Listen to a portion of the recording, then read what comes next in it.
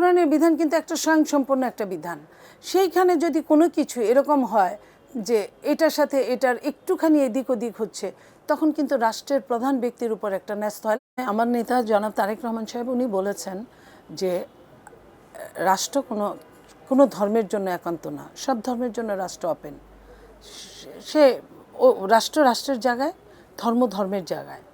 যে এখানে সংখ্যাগরিষ্ঠ মুসলিম হিসেবে অনেক কিছুই তো আমরা ফলো করি, কোরআনকে এটা ফলো করি, রাষ্ট্রও করে। আপনি সংবিধানেও আল্লাহর নাম দিয়েই শুরু করা, তো সেইখানে তো সমস্যা হচ্ছে না।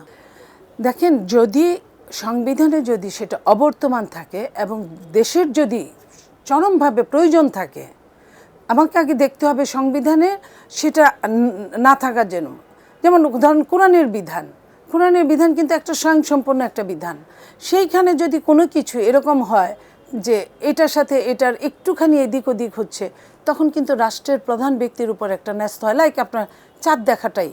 32 ইঞ্চি জেভিকো টিভি এখন মাত্র 15,000 টাকায়, সাথে পাচ্ছেন 3 বছরের প্যানেল ওয়ারেন্টি। চাঁদ দেখা যায় না, বাদ গিয়েছে, একটা দুই ধরনের কথা আছে। তখন কি করে? তখন একটা বোর্ড বসায় একটা রাষ্ট্র ডিসিশন নেয়, ওটা রাষ্ট্রের উপর থাকে। ওরকম আপনি সংবিধানে যেটা নাই, যদি না থাকে, সেটা যদি প্রয়োজন বোধ করে, তাহলে আপনার সেটা করতে পারে। সেটা আপনার সরকারি দল, বিরোধী দল সবাই বুঝে করবে। সংবিধান তো সংস্কার কিছু হয়েছেই, যেসব নোট অফ ডিসেন্টের বাইরে ছিল, যখন সব দল মিলে বসছে বিএনপি সহ সংস্কার কমিটিতে, তখন যে তাদের আলোচনার মধ্যে নোট অফ ডিসেন্টের বাইরে যেগুলো সবাই একমত হয়েছে, সেগুলো তো সংসদে ম্যাক্সিমামগুলোই বিল পাস হয়েছে, সেটা বিল আকারে।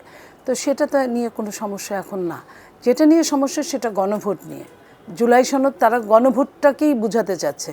গণভোটটা তো একটা নামটা, কিন্তু ওই জায়গায় যখনও বিএনপির নোট অফ ডিসেন্ট দিয়েছিল, নোট অফ ডিসেন্টের বাইরেরগুলো নিয়ে তো বিএনপির সমস্যা নাই।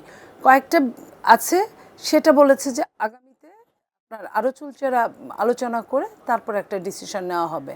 তো এছাড়া তো আমি মনে করছি যে কোনো প্রবলেম দেখছি।